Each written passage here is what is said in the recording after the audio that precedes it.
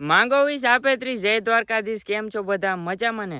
આપણા વ્લોગ જોતા બધા મજામાં જ હોય। તો આજનો વ્લોગ સ્ટાર્ટ થાય કેટલા બજે 4:20 અને એ પાછા બપોર પછીના બધા સવારમાં વ્લોગ ચાલુ કરે।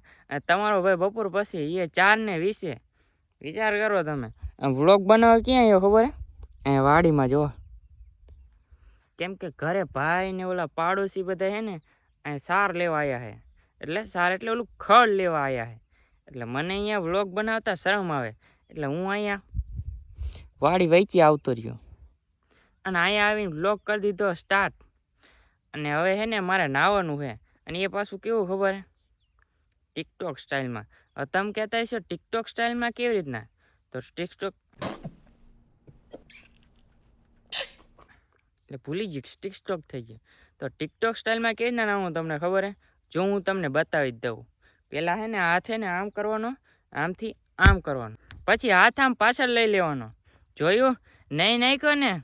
ચમત્કાર ચમત્કાર। આને કહેવાય ટિકટોક સ્ટાઇલ।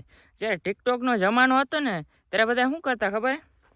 ટિકટોક બધા આમથી આમ હાથ કરે ને ત્યાં હે ને કપડાં બદલાઈ જાય, આમથી આમ કરે ને તો જગ્યા બદલાઈ જાય। અત્યારે ઇન્સ્ટાગ્રામના જમાનામાં તમારો ભાઈ ટિકટોક સ્ટાઇલમાં નાયો બોલો। આવું તમે ક્યાંય નહીં જોયું હોય તો કમેન્ટ સેક્શનમાં કહી દેજો। અત્યારે ઠંડી પડે છે ભાઈ, જો હાંજ પડવા આવ્યો અને ઠંડી પડે છે પણ હું સ્વેટર નથી પહેર્યું। એનું કારણ શું ખબર હે? કે હું ટિકટોક સ્ટાઇલમાં નહીં આવ્યો। તમને કેવી રીતના ખબર પડે? આ કપડાં બદલાઈ ગયા ને અને વાળ જુઓ એટલે તમને ખબર પડે ને કે હું નહીં આવ્યો છું। નકર તમે પછી મારી ઉપર આરોપ લગાવો કે તું નહીં નથી આવ્યો એટલે હે ને સ્વેટર પહેર્યું નથી। આપણું સ્વેટર જો હું હે ને ઓલા કાળ મૂકીને આવ્યો, જો પડ્યું હે ને અહીંયા મૂકીને આવ્યો હું। એટલે હવે હે ને આપણે પહેરી લઈએ। આ તો ખાલી તમને સાબિત કરવા માટે કે હે ને હું ટિકટોક સ્ટાઇલમાં નાયો, ટિકટોક સ્ટાઇલમાં નાયો। મિત્રો સ્વેટર પહેરી લઈએ, સ્વેટર નકે ઠંડ લાગે છે, ઠંડી પણ એમ પડે હો ગજબની।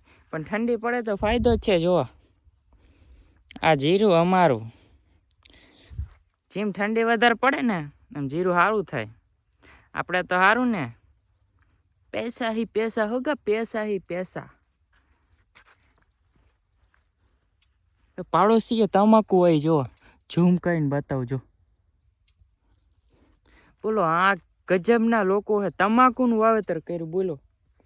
તમાકુનું વાવેતર, ઓલી બધી તમે માવામાં નાખીને ખાવ હોય ને, તમે બધા ખાવો ને મને ખબર હે। માવામાં બુધાલાલમાં આવે ને એ તમાકુ આ જ છે। જો આ જ તમાકુ હે, બધા નાખીને ખાવ ને એ જ તમાકુ હે। ને મારા મમ્મી આમ નીંદે હે, ઝૂમ જો આમ રહ્યા દેખા? હા અહીંયા હે। મારે જાવું તું મારા મમ્મી પાસે, પણ આ બાજુ કોરું છે અને આ બાજુ પાયેલું છે। જો આ બાજુ બધું જીરું પાવેલું છે। હવે મારે અહીંથી જવું કઈ રીતના? હું એક તો નહીં આવ્યો હું, પગ મૂકું ને એવો પગ ગોચી જાય બોલો। ટખા કર્યા હે, કોન્ટેન્ટ માટે જવું તો પડશે જ।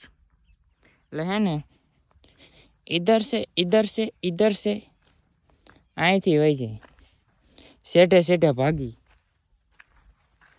પગ તો જો કે તોય ગારાવાળા તો થવાના જ છે। જો આવી રહ્યો ગારો હે ને, અહીંયા પગ મૂકી, અહીંયા સારું હાલે હો, અહીંથી પહોંચી જઈશ મારા મમ્મી પાસે। પપૈયો મિત્રો, પપૈયો આમ જો, પપૈયો મને ખબર જ નથી હો, મેં જ પહેલી વાર જોયો બોલો। આ મને ખબર જ નથી કે અહીંયા પપૈયો ઉગ્યો, આ પહેલી વાર જોયો। આ કેવડો મોટો થઈ ગયો, આમ જો કેવડો થઈ ગયો, મારે જેવડો પપૈયો થઈ ગયો બોલો। મને ખબર નથી કે અહીંયા પપૈયો છે, વિચાર કરો તમે મિત્રો। મારા મમ્મી અહીંયા ધાણા નીંદતા હતા, અહીંયા તો હું પહોંચી ગયો, પણ હું અહીંયા આવ્યો ને ત્યાં મારા મમ્મી ઘરે વહી ગયા બોલો। જો આમ રહ્યા બકાલું લે હે, બકાલું લઈને હવે રાંધવાનું કરવું પડશે ને, કારણ કે દી જો હવે હાવ હાથમાં આવ્યો છે, કેમ કે પેટનો ખાડો ભરવો પડે ને એટલે। પણ એક મારા ભાઈબંધનો ફોન આવેલો હતો, એટલે એની હે ને થોડીક આપણે અણી કાઢી ને ફોન કરી।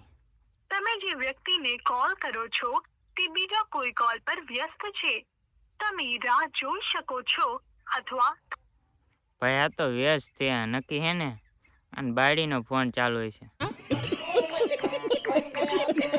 મિત્રો તો મારા પપ્પાની હે ને અહીંયા વાલો અને ફર્યું ને એવું વીણે છે. તાત તો શાક ઓલા નતું બનાવવાનું તું એ નહીં દાળ ઢોકીને જ બનાવવાની. દાળ ઢોકીને હતા કેતા દાળ ઢોકીને જ બનાવવાની. કાલે વાત હવે દાળ ઢોકરી તાજ બપોર નતા કેતા દાળ ઢોકરી બનાવવાની. વેણે ને વાલો તાતાર વાલા નું કરવાનું ફૂલી ને વાલો ને અત્યારે કરવાનું જ્યારે ખાવું હોય ત્યારે નહીં. અત્યારે કરવાનું કાલ કરવાનું. આ બતાવો તો વેણી પાપડ શું કહેવાય? વાલોર કહેવાય વાલોર. મિત્રો આપણા ગુજરાતમાં એક બહુ મોટી ઘટના બની ગઈ. એક ખુશી ઠાકોર કરીને નામ છે, જે ઇન્સ્ટાગ્રામમાં એને લિપસિંગ વિડીયો બનાવતી, આપણે સોંગ હોય ને એના ઉપર વિડીયો બનાવતી, અને એને કદાચ કેટલા ફોલોવર 100K ની આસપાસ લગભગ એના ફોલોવર હતા. અને સારા વિડીયો બનાવતી, કપડાં વપડાય કાંઈ ટૂંકા પહેરતી નહીં અને એવું બધું હતું. અને હમણાં થોડાક દિવસથી લગભગ અઠવાડિયું તો થયું જ હશે. અઠવાડિયાથી એને એના વિડીયો વાયરલ થઈ ગયા છે. એટલે પ્રાઇવેટ વિડીયો એના બોયફ્રેન્ડ આરે ગમે એને કોને કર્યા કંઈ મને તો કંઈ વધારે માહિતી નથી. અને અત્યારે બધા કે આને કર્યા એટલે કંઈ હકીકતની ખબર નથી, પણ વિડીયો વાયરલ થઈ ગયા છે. એના પ્રાઇવેટ પર્સનલ વિડીયો વાયરલ થઈ ગયા છે. અને આખા ગુજરાતમાં એના વિડીયો વાયરલ થઈ ગયા છે. અને ઇન્સ્ટાગ્રામમાં ને વોટ્સઅપમાં બધા અહીંયા શેર થાય છે. તો આવું ના કરાય. જેની પાસે વિડીયો હોય તમારી પાસે ભલે હોય, તમે એને ડિલેટ મારી દો, આગળ શેર ના કરો, કેમ કે એ છોકરીની જિંદગીનો સવાલ છે યાર.